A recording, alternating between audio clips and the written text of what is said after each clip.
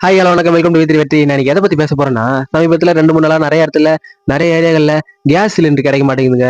எங்க ஊர் ஒன்றும் பெரிய சிட்டிலாம் ஒன்றும் கிடையாதுங்க. ஆனா பெட்ரோல் டீசல் போட போனா அந்த இடத்துல அம்மா கூட்டமா இருக்குங்க. அவ்வளோ ரஷ்ஷா இருக்கு. என்னடா இது இங்கே இவ்வளோ ரஷ்ஷா இருக்குன்னா, அப்ப சென்னை, திருச்சி, பாண்டிச்சேரி, கோயம்புத்தூர் இந்த மாதிரி எல்லாம் எவ்வளோ ரஷ்ஷா இருக்கும். சென்னையில இருக்கிற என் ஃப்ரெண்டுக்கு ஃபோன் பண்ணி கேட்கறேன், அங்க எப்படி நிலவரம் போகுது அப்படின்னு சொல்லி கேட்கறேன். அவன் சொல்றான், நிறைய இடத்துல நிறைய ஹோட்டல்ல இழுத்து மூட்டாங்கடா, கேஸ் சிலிண்டர் இல்லைன்னு சொல்லிட்டு. நாங்களாம் என்ன பண்ண போறேன்னு தெரியல. சொந்த ஊரை விட்டுட்டு வெளியூருக்கு வேலைக்கு போன எல்லா பசங்கள்ட்ட நான் ஒரு விஷயம் சொல்றேன். அதே இடத்துல இப்ப வரைக்கும் இருக்கிறீங்களே, செலவு பண்ண கையில காசும் இல்லாம, திங்கிறதுக்கு ஹோட்டலு சோறு கறி எதுவும் இல்லாம, அங்கிருந்து வர்றதுக்கு பஸ்ஸும் இல்லாம. ஏன் பஸ் இருக்காதுன்னா, பெட்ரோல் டீசல் இல்லைன்னா எப்படி பஸ் ஓடும்?